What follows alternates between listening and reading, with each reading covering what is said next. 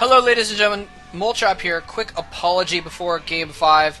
I spent most of Game 5 with the mic on my headset moved up above my head instead of in front of my face, so you can't really hear what I'm saying very well. I apologize for the audio quality. I did what I could, but nothing could really fix it that I could do, so I'm sorry for that. Jangbi versus Hoejja, and I'm a little bit surprised that they are sending out Hoejja. Well, I'm surprised, but also then not surprised when I think about it. Hoejja, I mean, he's been playing alright lately. He's been getting some wins for KT. In fact, in the previous match against Istro, he took 2 of the wins, if I recall correctly. So he's been doing alright, but I'm surprised that we don't see KT sending out their big guns yet. You know, they've got Flash, they've got Luxury and Forgigi on their team, but they're sending out their Hoejjas instead. So it's kind of strange. Although they are 2-2 here, you know, against Khan. So, you know, Tempest taking a win there. Anyway, Tempest taking, was it 2 wins? I guess. Yeah, 2 wins. So things, you know, not going so bad for the lesser players on KT. But now that Jangbi's in play, KT should be sending out their big guns as well, I think, because even if, I mean, let's say they send out Luxury.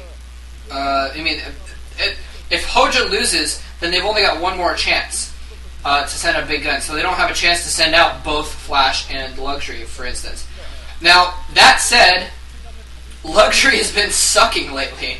So, especially, I mean, he hasn't been playing very well at all. So maybe the KT coaches know even better than I that he, you know, maybe in practice games, Hoejja's actually been playing better than Luxury lately. And so he actually is a better option to send out than Luxury. So that might be the case. We're almost certainly going to see Flash in the 4th spot, though, for KTF, because that's what KTF is their KTF Flash. Oh, is he going to get that drone? That drone has 1 hit left on it. Oh, he's going to make the...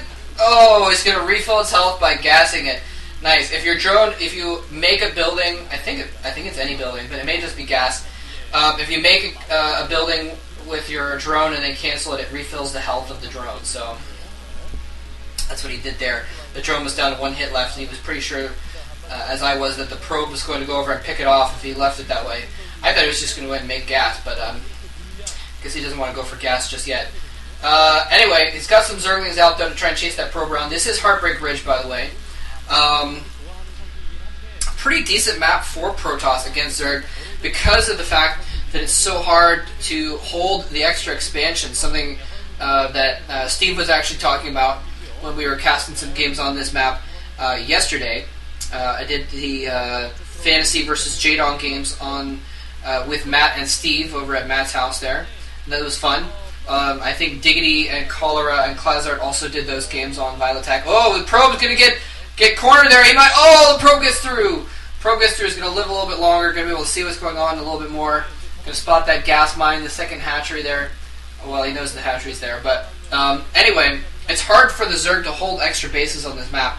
So it's going to be better. It's better for the Protoss in that sense because then the Protoss can do more off less bases. The Zerg is going to depend more on more bases. So it's going to be easier for the Protoss player like Jangbi to just build up, you know, a force off those 2 bases and then move out with a ball and start picking off expansions in various places because he's going to be able to go to the middle of the map and then shift, you know, north and take out that expansion or shift south and take out that expansion. So Hoejja is taking that bottom left expansion, and that's going to be pretty vulnerable. Wow, how is that probe still alive?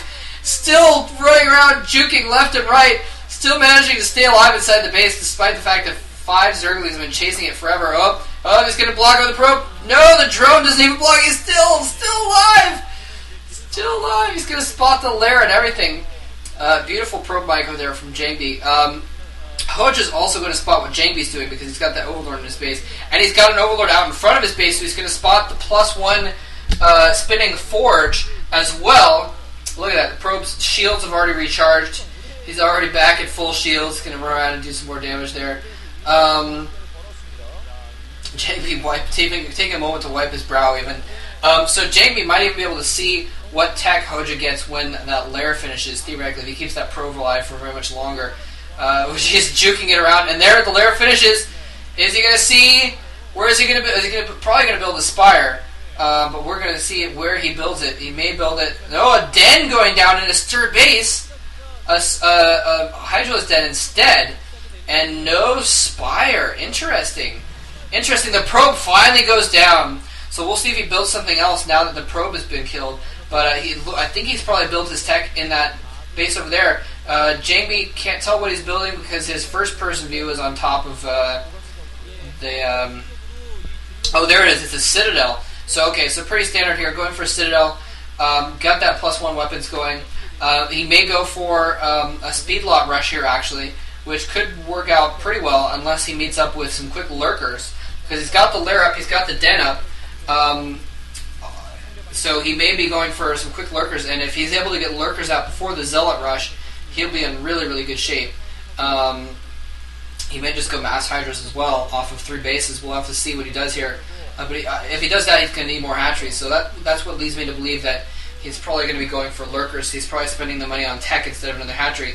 Corsair is out. Is going to be able to spot everything that's going on now, but Hoejja, he'll have less time to deal with it because he's stopping to deal with this overlord instead of going and scouting first, which I guess can be a good thing. Try and get him supply blocked, make so he can't. Hopefully, I guess he's hoping if he went for the spire, which he was expecting, that by killing off the overlord, maybe he's stopping him from building quick scourge or something like that. But still, no spire at all. Must be going for lurkers then. He's going to spot the top there, and he sees the Hydralisks at the very least, which are pretty much to be expected, but he's going to look around and not see a spire or anything, and probably be a little perplexed, since normally that's what the Zerg would do in this kind of a situation, be get a spire, and go for what has been called the Neo-Sauron build, where you get the spire and then get extra hatcheries and that sort of thing. Now he's going to scout the third base as well, and know exactly what tech is going on. He's going to build more cannons at the front, expecting a Hydra Rush, canceling, looks like cannons in the back. No, canceling a Citadel. Did he cancel the Citadel? He canceled something back there. I think it might have been the Citadel of Adun that he canceled there. Maybe not. Never mind. He's got speed lots, so he didn't cancel the Citadel. Yeah, that was too long ago. He must have canceled a cannon in the back. Usually you need a couple extra cannons in the back just in case they go for a Muta Rush, but in this case he knows he doesn't need that extra cannon in his main base because there's not going to be any Mutalisk because there's no Spire. So he's able to cancel that and put the cannon on his front instead because you want more cannons in the front of your base if you're expecting a lot of Hydralisks. So he does have +1 speed zealots, but there's lurkers and a sunken and zerglings and all kind of crap in the way.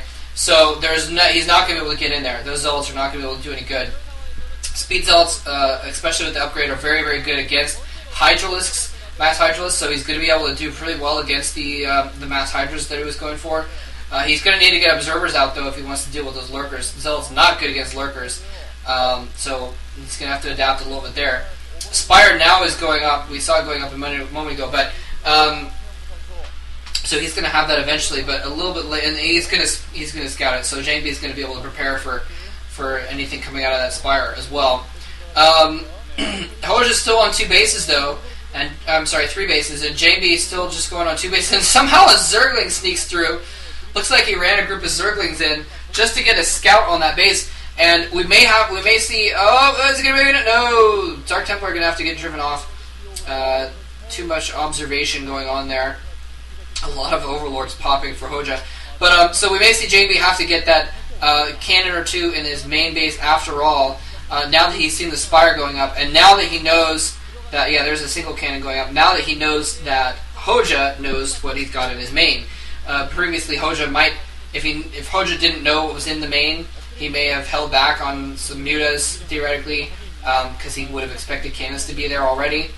But now it's more of a possibility. So now Jangbi is going to have to put the cannons up there in his main after all. Anyway, he's going to be okay though because he could probably make an Archon. He's probably going to make an Archon next with his next TIE Templar. I'm not sure though.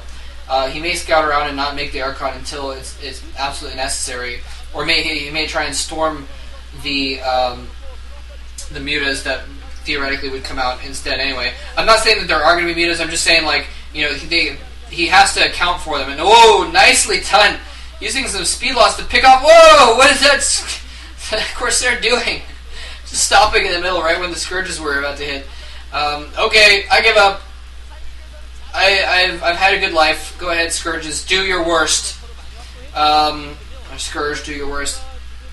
Anyway,